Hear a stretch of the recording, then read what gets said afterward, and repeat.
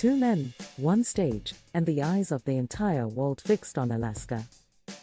Donald Trump, freshly back in the White House, and Vladimir Putin, stepping onto U.S. soil for the first time in years.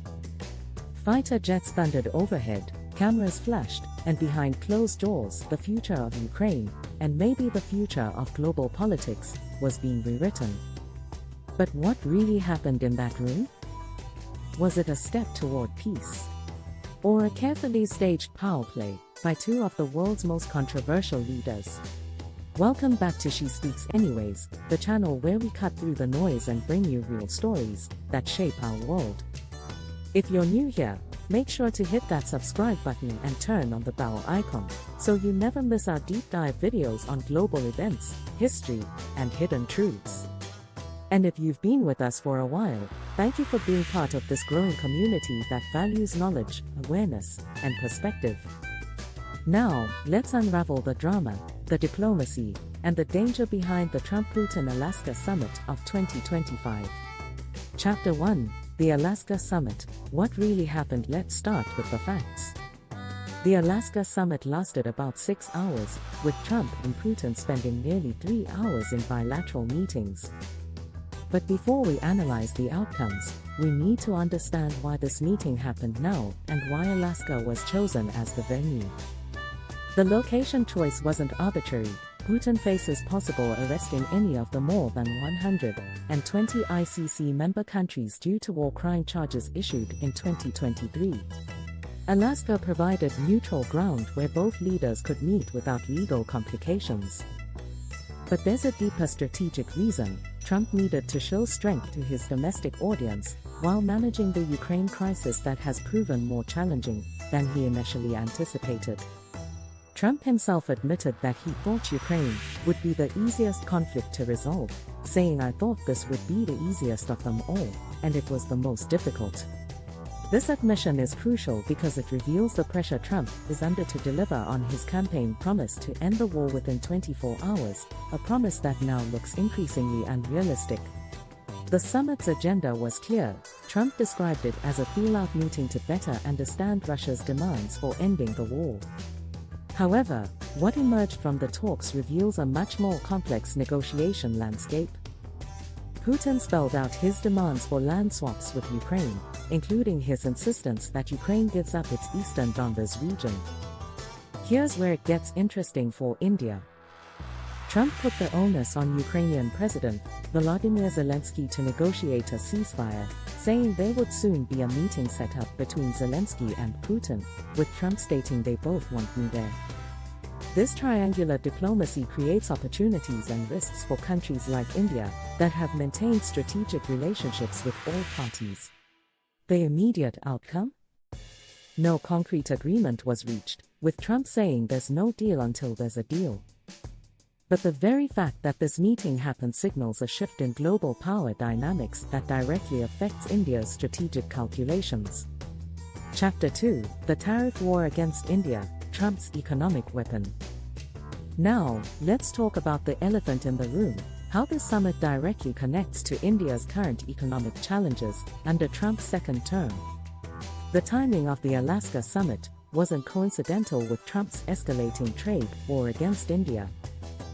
Just hours before dozens of other tariffs were about to snap into effect, Trump doubled tariffs on India, from 25% to 50% as punishment for importing Russian oil, making India subject to one of the highest tariff rates on any US trading partner.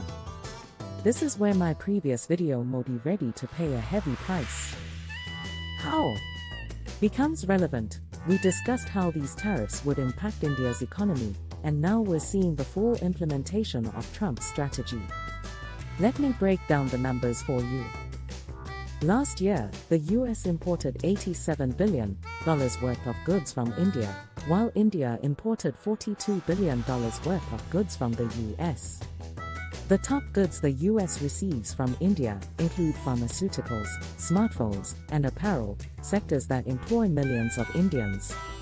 A 50% tariff essentially prices Indian goods out of American markets. But here's Trump's justification. He wrote on Truth Social that India is not only buying massive amounts of Russian oil, They are then, for much of the oil purchased, selling it on the open market for big profits. They don't care how many people in Ukraine are being killed by the Russian war machine. This statement reveals Trump's frustration with India's continued neutrality and strategic autonomy. The Indian government's response has been measured but firm. India's Ministry of External Affairs said these actions are unfair, unjustified and unreasonable, pointing out that several other countries are also taking similar actions in their own national interest. They're absolutely right. The EU was Russia's third biggest trade partner in 2024, accounting for 38.4% of Russia's total global trade in goods. What's particularly revealing is the hypocrisy in Trump's approach. Former US Ambassador to India Eric Garcetti said last year that India purchased Russian oil, as we wanted somebody to buy Russian oil, and India's energy minister confirmed they were advised, including by our friends in the United States, to please buy Russian oil, but within the price cap. The real impact goes beyond just trade numbers. Apple, which has moved much of its iPhone production to India, will be significantly affected, with the company already taking an $800 million hit last quarter, and predicting another $1.5 billion hit in the next 3 months. This shows how Trump's tariff strategy could backfire on American companies and consumers. Chapter 3: India's Strategic Dilemma, Balancing Act in a Multipolar World. This brings us to the core of India's strategic challenge, which connects to my video Why World is Now Afraid of India's Rise 1. India's rise as a global power is creating new pressures and expectations from all sides, and the Trump-Putin Summit exemplifies this perfectly. India is currently the fastest-growing emerging economy globally, with a GDP of $4 trillion, and ranks fourth on the Global Firepower Index in terms of military capability. This economic and military strength gives India leverage, but it also makes the country a target for pressure from major powers seeking to align India with their interests. India's response to the current crisis demonstrates its commitment to strategic autonomy. Since the start of the Cold War, New Delhi has adhered to its doctrine of strategic autonomy, and this approach has helped it navigate the geopolitical and geoeconomic challenges stemming from Trump's unpredictable policies. But maintaining this balance is becoming increasingly difficult. Let's examine India's energy security imperative. Bilateral trade between New Delhi and Moscow reached a record $68.7 billion for the year ended March 2025, nearly 5.8 times higher than the pre-pandemic trade of $10.1 billion.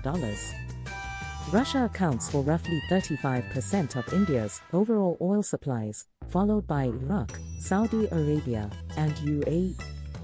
This isn't just about economics, it's about ensuring energy security for 1.4 billion people. The geopolitical implications are profound. India leverages strategic autonomy, balancing ties with the US, Russia, China and others to navigate a multipolar world and bolster its emerging global role. This multi-alignment strategy allows India to maximize its options while minimizing dependencies on any single power. However, the Trump-Putin Summit reveals the limitations of this approach. Indian diplomacy faces a multifaceted challenge from an unpredictable American presidency, an aggressive China and a world in flux.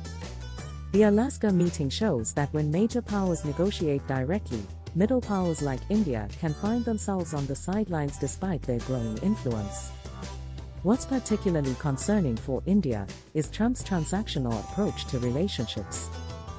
While India will remain a significant partner even for a transactional US administration, the lack of trust or assurance of support in the economic, military and diplomatic realms mean that New Delhi is likely to revert to its default approach of multi-alignment.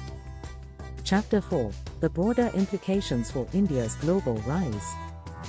The Trump-Putin Summit and the subsequent tariff escalation against India occur at a critical moment in India's rise as a global power. This connects directly to the themes I explored in Why World is Now Afraid of India's Rise 1. The world is indeed watching India's ascent with a mixture of opportunity and concern. By 2030, India could become the world's third-largest economy, and the rise of powerful consumers within the country is creating a massive new domestic and international market. But this economic growth translates into geopolitical expectations and pressures. The current crisis reveals both the opportunities and constraints of India's position.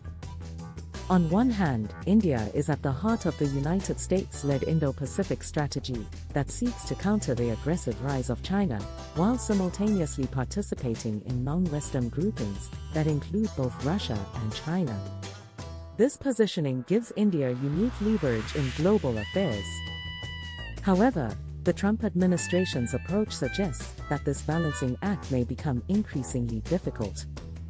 In a region already suffering from what the United States Institute of Peace terms a cascading security dilemma between three nuclear-armed powers, China, India, and Pakistan, the international community risks wading into complex geopolitical waters.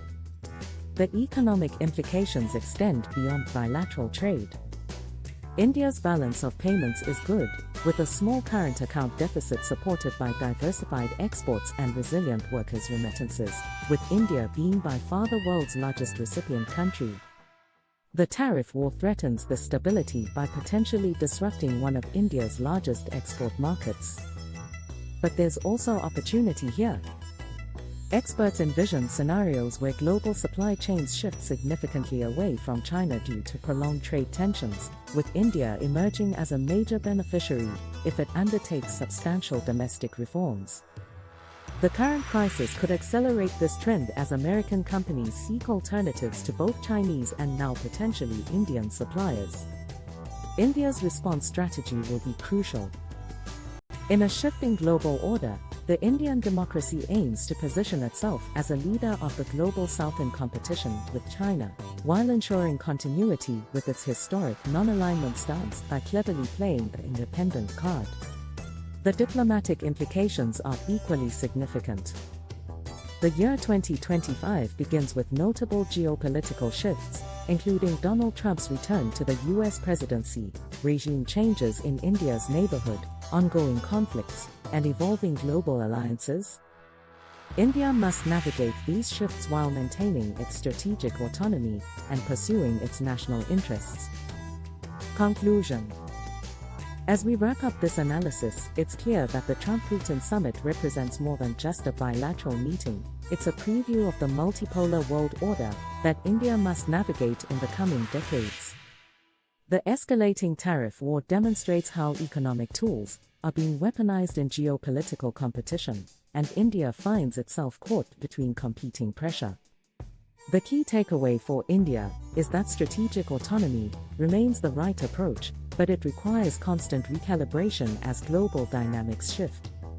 The current crisis with the US over Russian oil purchases will test India's diplomatic skills and economic resilience. But it also presents opportunities to diversify relationships and reduce dependencies.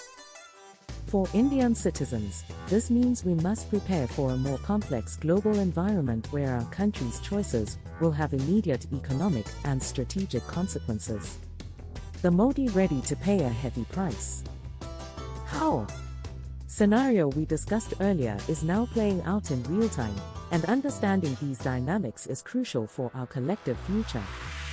The world is indeed afraid of India's rise, as I explored in my previous video, but events like the Trump-Putin Summit show that this rise comes with responsibilities and challenges that require sophisticated responses. What do you think about India's response to these challenges? Are we handling the balance between strategic autonomy and great power pressures effectively? I want to hear your thoughts in the comments below. If you found this analysis valuable, please like this video and share it with others who need to understand these critical developments. Don't forget to subscribe to She Speaks. Anyways, for more in-depth geopolitical analysis that cuts through the noise and gives you the real story behind the headlines, hit that notification bell so you never miss our latest content. And remember, in a world of competing narratives, the truth always speaks loudest. Thank you for watching, and I'll see you in the next video where we'll continue tracking India's journey on the global stage.